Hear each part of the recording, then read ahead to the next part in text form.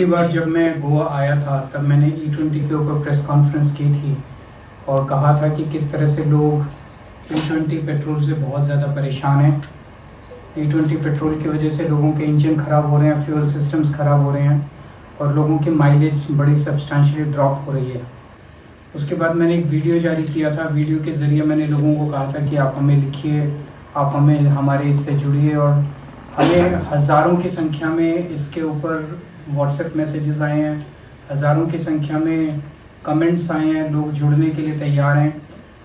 इस दौरान एक और डेवलपमेंट हुआ है कि because almost 25 lakh ton 25 lakh ton के बराबर जो चीनी थी उसका गन्ना जो है उसका शुगर केन डाइवर्ट कर दिया इथेनॉल प्रोडक्शन के लिए, इसीलिए चीनी के दाम पूरे देश में बढ़ गए हैं।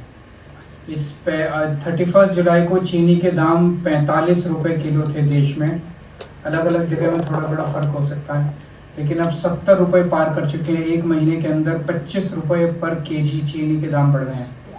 दिस शोज दैट ये मोदी सरकार बिल्कुल अनपढ़ लोगों की सरकार है। जब उन्होंने इथेनॉल में गन्ना डाइवर्ट करना शुरू किया था, उनके एक्सपर्ट्स को कम से कम ये कैलकुलेशन करनी चाहिए थी कि इतना गन्ना अगर हम इथेनॉल के लिए डाइवर्ट कर रहे हैं तो इतनी कमी चीनी के लिए होगी, वो कहाँ से आएगी चीनी।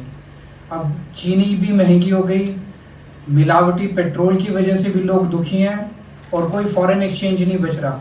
जो फॉरेन एक्सचेंज ये कह रहे थे कि हमने पेट्रोल के ऊपर बचाया, पेट्रोल कम करके इथेनॉल को हमने इस्तेमाल किया तो पेट्रोल की सेविंग्स हुई, उससे फॉरेन एक्सचेंज बचा, वो उससे चीनी इंपोर्ट कर रहे हैं हम लोग, मेज़ इंपोर्ट कर रहे हैं हम लोग। तो जो इधर से बचाया था वो ना फॉरेन एक्सचेंज बचा, पेट्रोल की वजह से पूरा देश दुखी है और चीनी महंगी हो गई है। इससे ज़्यादा बेवकूफ़ और स्टूपिड सरकार शायद मुझे लगता है 75 साल में आज तक कभी नहीं आई होगी।